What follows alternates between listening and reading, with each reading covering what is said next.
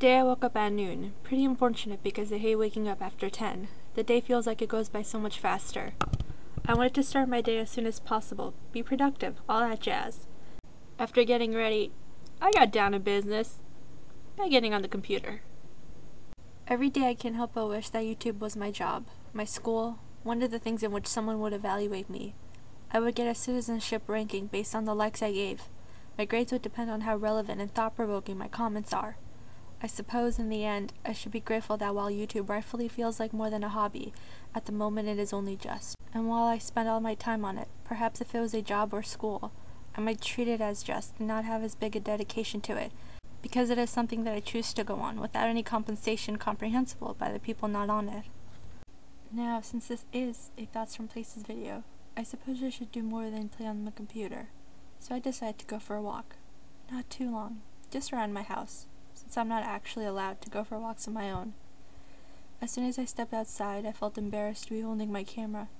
I immediately put it down on my side. What if someone sees me from a car? What will they think?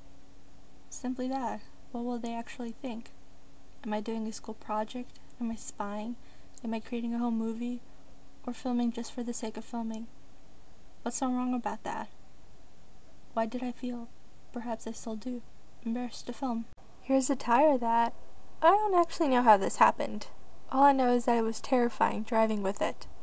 This is the basketball hoop that my sister and I would play with nearly every day 7 years ago. Now it's just for the amusement of birds. I wasn't expecting the ground to be as squishy as it is. It's hard to believe that only 6 days ago snow was covering the whole place.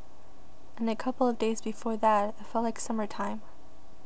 As I make my way around the house, I'm excited to film the window that I look out of several times a day. Sometimes I wish that it could open because it honestly has a lovely view, despite its appearance. However, as I look at it, I feel disappointed that what I see from the inside isn't mirrored on the outside. Someone driving or walking past this window probably wouldn't consider if there was anyone on the other side. It looks too low, too dirty, unoccupied. If they could only see what goes on, the thoughts, the creativity, the hope, and beauty in this window that it sees of the rest of the world, maybe the window will look at itself more often.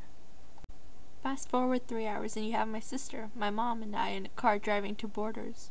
It wasn't a planned trip. My sister wanted to go to Walgreens, and I suggested the thing I always do whenever I'm in a car with my mom, that we go to Borders. Sometimes I feel like my camera is being pulled to the sun. I end up filming it no matter what. I don't really have anything to say here. I just want you to look at the scenery. The camera never does it justice. And now, finally, we're here. Borders. If I could live here, I so would.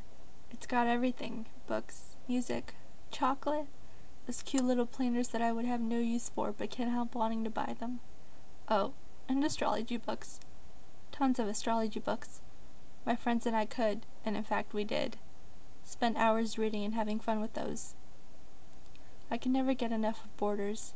I feel lucky that today of all days we do end up going to Borders, and I'm happy that I can talk about it in a video. It contains so many books I haven't read that it makes me sad and excited at the same time, as if one day I will manage to read every single book.